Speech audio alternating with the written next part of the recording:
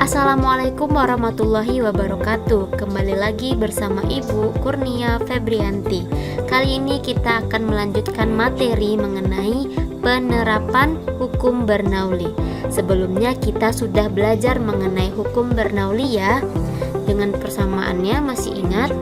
Nah, hukum Bernoulli menjelaskan bagaimana hubungan antara kecepatan atau kelajuan aliran fluida dan tekanan, yang mana hubungannya timbal balik.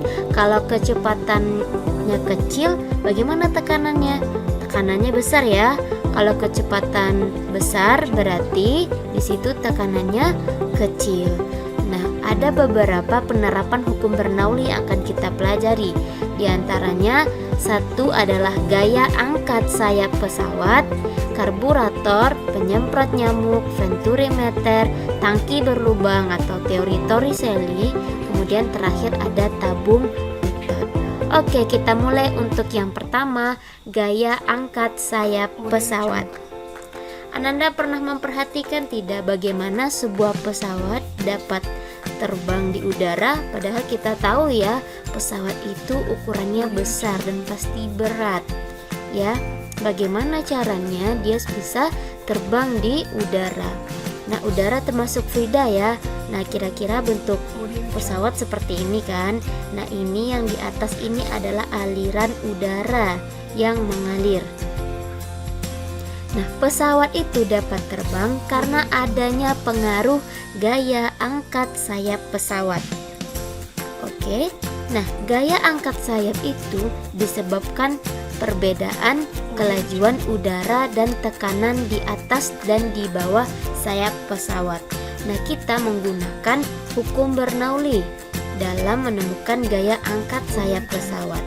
Nah, pesawat ini itu didesain atau dibuat dengan bagian belakangnya ini lebih tajam. Terbayang seperti apa bentuk pesawat? Bagian belakangnya itu dibuat lebih tajam, dan bagian atasnya itu dibikin lebih melengkung daripada bagian bawah. Nah, tujuannya untuk apa?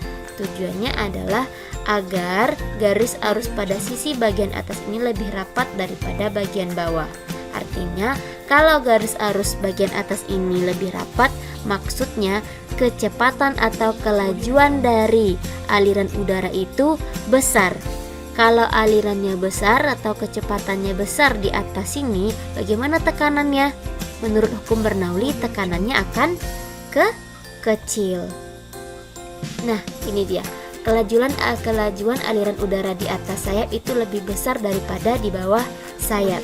Maka tekanan di atasnya akan lebih kecil daripada di bawah sayap. Mari kita lihat gambar berikut ini. Nah, kan kita mau cari gaya. Ingat hukum persamaan dari tekanan P sama dengan F per A. Kalau kita mau cari F berarti P dikali A. Berarti di sini yang di bawah kita tulis P1 dikali A. Berarti ya di sini V1. Karena yang di atas ini garis arus aliran tadi rapat, berarti kecepatannya kencang di atas, sedangkan di bawah kecil. Berarti V2 itu yang di atas lebih besar daripada di bawah. Artinya apa? Tekanan di atas ini lebih kecil daripada yang di bawah, sehingga tekanan yang di bawah ini itu lebih besar daripada tekanan di atas. Karena tekanannya di bawah ini besar, artinya semakin besar tekanan, maka gaya angkat ke atas maka semakin besar. Kalau gaya angkat ke atas sayap itu semakin besar, makanya pesawat itu dapat terbang di udara. Mari kita lihat penurunan persamaannya. Jika P1 dikurang P2, P1 besar kan daripada P2, maka P1 kurang P2. Sementara kita tahu tekanan itu F per A. Kalau kita mau cari gaya angkatnya berarti F1 kurang F2, maka P dikali A. Nah, P1 kurang P2 di hukum Bernoulli kita tahu, karena sekarang kita menggunakan kecepatan, tidak memperhitungkan H atau ketinggian, maka persamaannya ingat tidak? Pada pipa mendatar. Nah, persamaannya P1 kurang P2 setengah rho V2 kuadrat kurang V1 kuadrat pada hukum Bernoulli yang kita pelajari sebelumnya. Nah, jika P1 kurang P2 nya ini, maka kita ganti yang ini. Jadinya F1 kurang F2 sama dengan setengah rho dalam kurung V2 kuadrat dikurang V1 kuadrat, jangan lupa dikali A. A ini apa? A ini adalah luas penampang, satuannya meter kuadrat. Rho ini apa? Rho ini adalah massa jenis fluida. Kalau di udara kan pesawat terbangnya di udara, berarti fluidanya udara, berarti yang diperhitungkan massa jenis udara. Biasanya massa jenis udara itu ditulis 1,29 atau 1,3 kg per meter kubik. Nah, F1 kurang F2 ini apa, Bu? F1 kurang F2 ini adalah gaya angkat sayap pesawat itu sendiri. Sudah paham ya? Yang V ini tahu kita, itu adalah kecepatan. Satuannya meter per sekon. Oke, kita lanjut ke penerapan hukum Bernoulli yang kedua, yaitu pada karburator motor atau mobil. Kira-kira gambarnya seperti ini. Kita punya tangki bensin atau bahan bakarnya, kemudian ada saluran bensin, ini namanya pipa Venturi, pipa kecil. Nah, kira-kira udara masuk dari sini. Nah, bagaimana caranya? Jadi fungsi karburator itu untuk apa? Jadi tempat pencampuran antara bensin dengan udara. Setelah itu baru disalurkan ke tempat proses pembakaran. Barulah si motor atau mobil dapat berjalan. Seperti itu ya. Nah, bagaimana prinsip kerjanya di sini? Nah, udara itu dia akan masuk ke pipa Venturi ini. Karena ini kan besar. Ketika dia masuk ke pipa yang lebih kecil, berarti kecepatannya semakin besar. Ingat persamaan kontinuitas hubungan antara A dengan V. Kalau A luas penampangnya kecil, berarti V-nya besar. Berarti kecepatan aliran udara di sini besar. Kalau kecepatannya besar di sini, maka bagaimana tekanan? Menurut hukum Bernoulli tekanannya kecil. Nah, kalau di sini tekanan aliran udara kecil, maka tekanan yang dimiliki pada tangki bensin ini besar. Karena tekanan di sini itu besar, maka itu akan mendorong bensin itu untuk keluar melalui saluran bensin sehingga bercampur dengan udara. Makanya udara dan bensin ini dia akan bersatu sehingga menjadi uap bensin. Barulah diteruskan ke tempat proses pembakaran. Nah, jadi bagaimana prinsip kerja karburator motor atau pada mobil adalah perbedaan tekanan pada ruang Venturi yang ini dan ruang tangki bensin. Kalau di ruang Venturi ini dia kecil, maka tekanan di dalam ini besar sehingga mendorong bensin ini keluar dan dapat bercampur dengan udara menghasilkan yang namanya uap bensin. Oke, itu untuk yang kedua.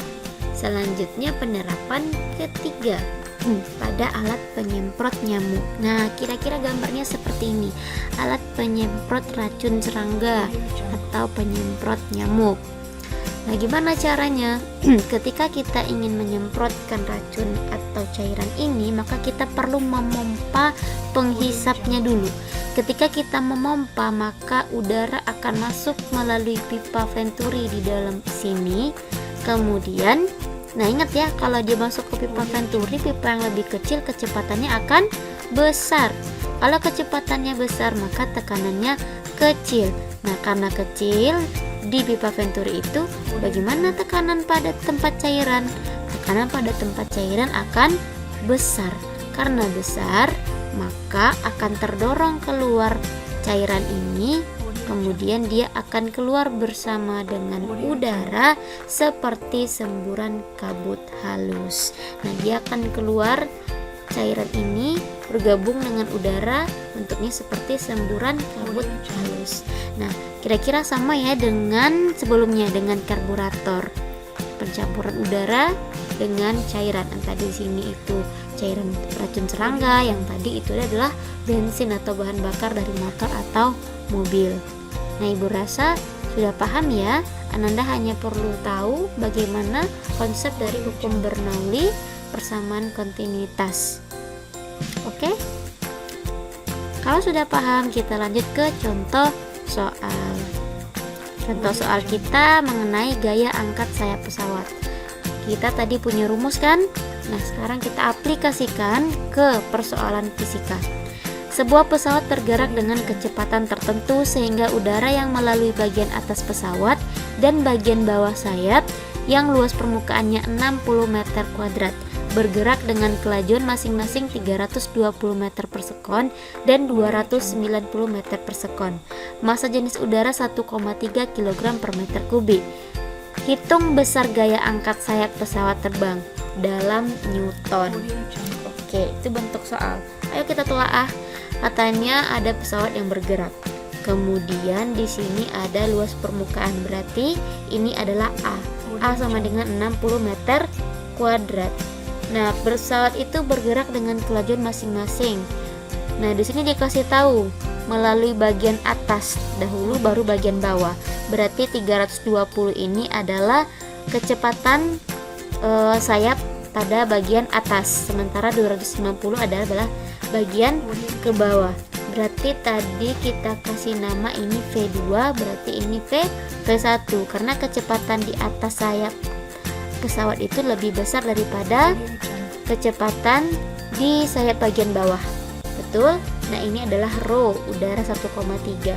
Yang ditanya adalah F, gaya angkat sayap pesawat terbang dalam Newton ya, karena satuan gaya adalah Newton. Oke, kita jawab. Diketahui kita tulis dulu kecepatan yang di bawah ya, yang kecil 290, kemudian kecepatan yang besar 320 meter per sekon, luas penampang kita A sama dengan 60 meter kuadrat, dan rho atau massa jenis udara kita 1,3. Yang ditanya gaya angkat sayap pesawat F1 kurang F2. Tinggal kita masukkan rumus F1 kurang F2 setengah rho V2 kuadrat kurang V1 kuadrat dikali A. Tinggal masukkan angkanya saja. Setengah dikali rho 1,3, 320 kuadrat dikurang 290 kuadrat dikali 60. Karena di sini sudah bersatuan satuan standar internasional, sudah meter per sekon, meter kuadrat, kilogram per meter kubik. Jadi sudah bisa dipakai langsung tanpa harus dikonversi dulu. Oke.